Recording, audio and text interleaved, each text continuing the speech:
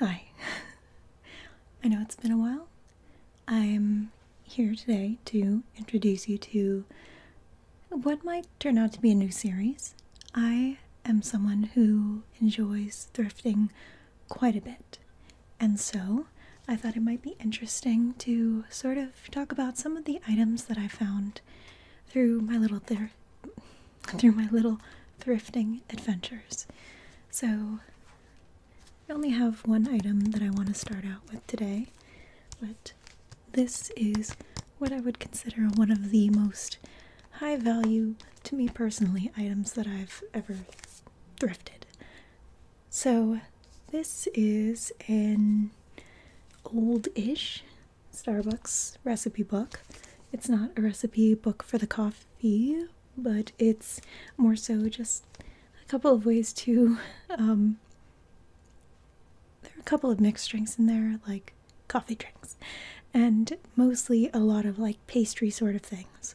And surprisingly, I'm not really much of a pastry person, despite the fact that I bake quite a bit, but I thought it would be interesting to try it out because I hadn't seen this book before, and a lot of the recipes in it looked really good to me. And so I just double checked now, and it seems like this book was published in 1994, but honestly, I'm not sure. So this is a comfortably old-ish book.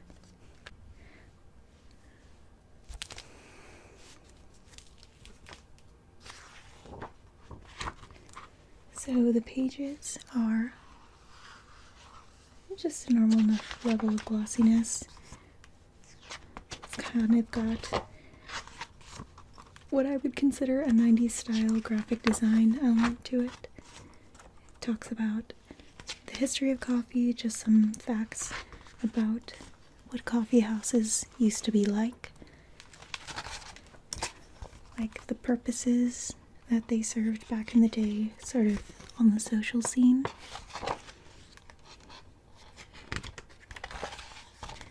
And it talks about different places in the world that export coffee. So it's got some really nice illustrations. I really like coffee.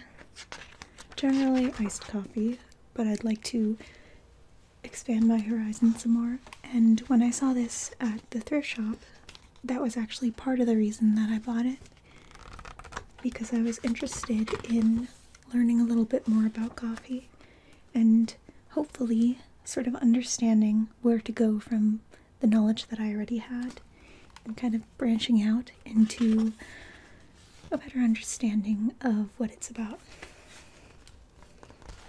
This is actually one of my favorite pictures, which is kind of funny because it's just a simple one of somebody tasting or sampling or smelling some coffee and like the different levels of roast. And I just thought it was really cool to see it like that. I kind of want to set up like a tasting thing like that so that I can really refine what kind of coffee I like. And I can read from some excerpts from here, but it also goes over what's important for roasting coffee at home, what kind of water to use, how to choose what grind, and it goes over the different kinds of coffee brewing methods. This feels a little bit like show and tell, which I guess it kind of is.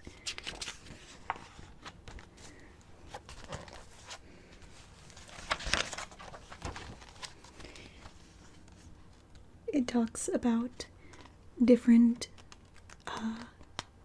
steps in the espresso process, and then it gets to the recipe portion, and this is the part that I've explored the most because I think that it was the easiest for me to cover at home. And let me talk about the recipes of these that I've tried so far. And what's interesting to me is I have an instinct that this is somehow a magic coffee book, because every recipe that I've tried in it has been like ridiculously amazing. I bake a little bit, but not enough for it to like have such a jump in quality as when I make this stuff.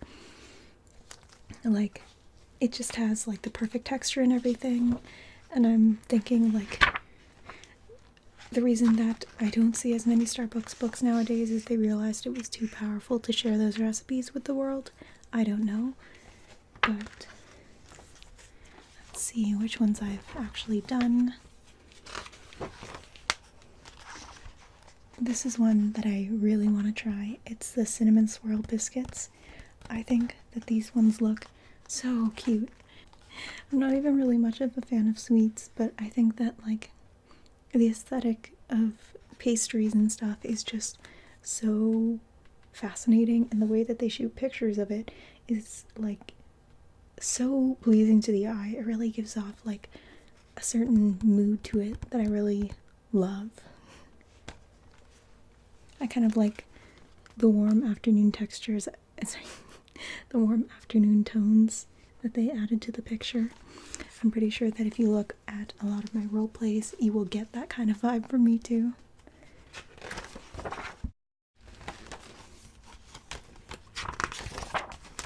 Okay, so this is the one that I've made most recently.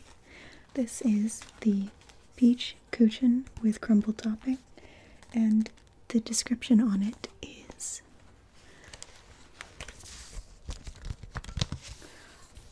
a simple topping and a glaze added at different stages of baking enliven a homey coffee cake filled with fresh summer fruit. Serve with your favorite varietal, blend, or espresso drink. I just made this with like some peaches that a neighbor gave to me, and oh my goodness, it was so wonderful. Like, I'm kind of always a little bit hesitant to work with fruit in baking because from my baking shows, I know that like sometimes it can really throw the recipe off with the moisture of it, but this one worked out super well. Is it weird to read out a recipe? I'm gonna do it anyway. So, ingredients for the kuchen: 3 to 4 very ripe large peaches, about 2 pounds total, blanched for 10 seconds and the skins removed, or 1 pound frozen peach slices thawed.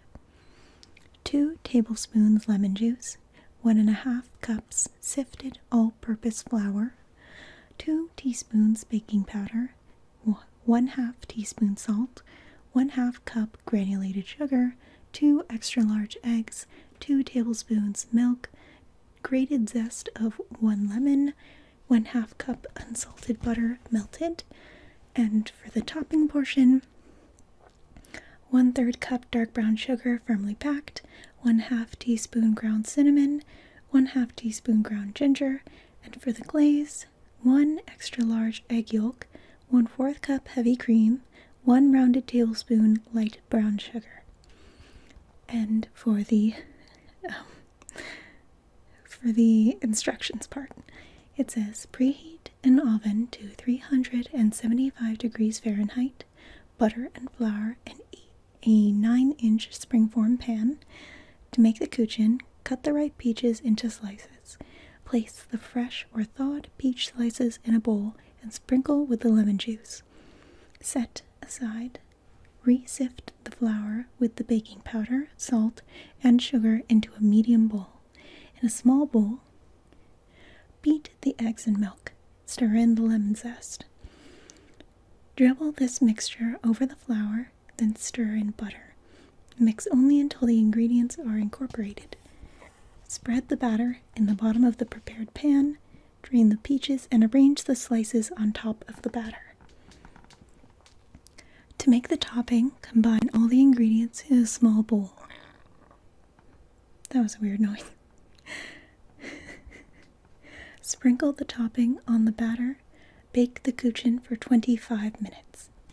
Meanwhile, to make the glaze, thoroughly mix all the ingredients in a small bowl. Pour the glaze over the kuchen and bake until the top is set. 10 to 15 minutes more. Cool the kuchen in the pan for 15 minutes. Release the spring form and cut the kuchen into servings. Serves 8. So, maybe you were following along to that and you cooked it. If so, let me know what you think. I think it would be a little bit hard to follow a recipe like that. You probably have to at least write it down first. And then other things I've made the streusel crumb coffee cake, which the description is crushed graham crackers and chopped walnuts give extra distinction to the crunchy, sweetly spiced streusel topping of this classic morning coffee cake. I tried this one as well. I think that I gave it away before I tasted it, but it's called the Financiers. Ground almonds and beaten egg whites make these little afternoon or after-dinner cakes reminiscent of the Italian amaretti, at once rich, as the name implies, and light. They're especially good with espresso. I really want to have an espresso machine at home, but I think those ones are kind of expensive. What else have I made?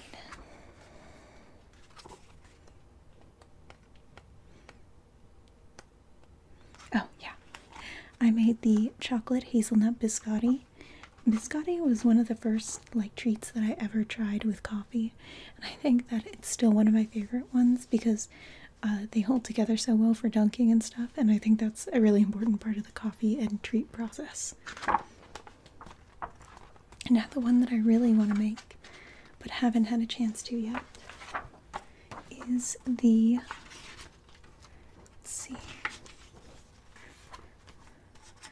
the nut lace cookies. Reminiscent of Florentines, but without a chocolate coating, these light confections go delightfully with a mild blend or a delicate varietal such as Kona or Mexico Altura. Now these ones, I feel like I've had something pretty similar to this before that was pre-made, but I'm not 100% sure.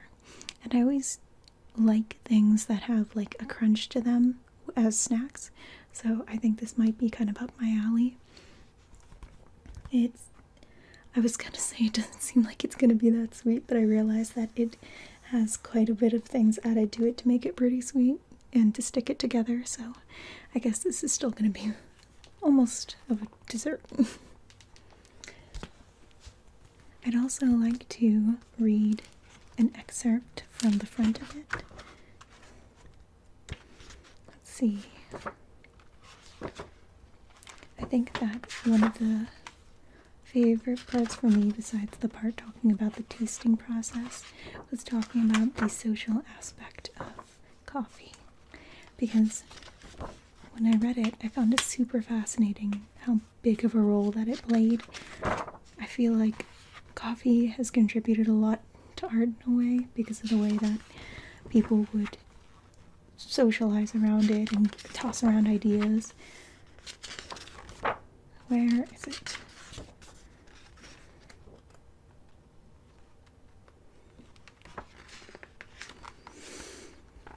Okay, here it is. The coffee house experience. Savored as it is from first sip to last, and reviving as it is to the mind and the senses, coffee is a wonderful source of both private pleasure and social stimulation. This explains why and how coffee drinking spread worldwide, its growing popularity forever linked to the coffee house. Well before the 13th century, coffee houses were fixtures of Middle Eastern life. By the end of the 17th century, they also thrived in Italy, France, Austria, Germany, Holland, England, and elsewhere.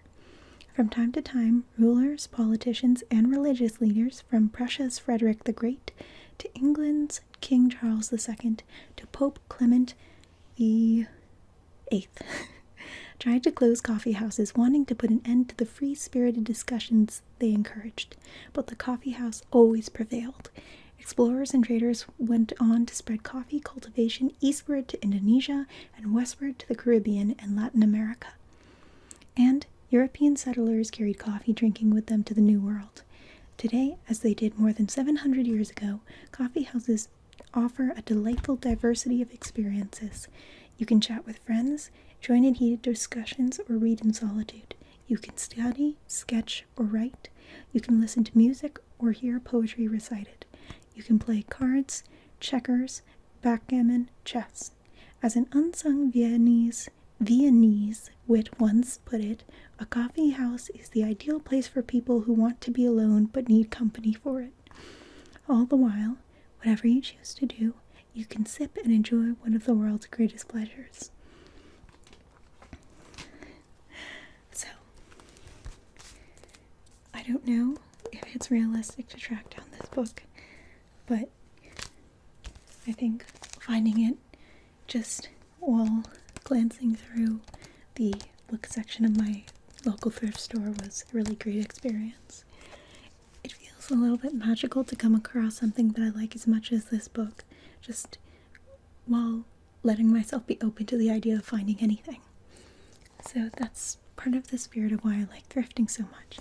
It feels like a treasure hunt, as a lot of people have put it, as well as there are a lot of places where buying from them can kind of support local causes and stuff, which is something that I think is really great, especially since I really love buying and finding stuff. It feels like, well, my money is also going to something that I personally support. So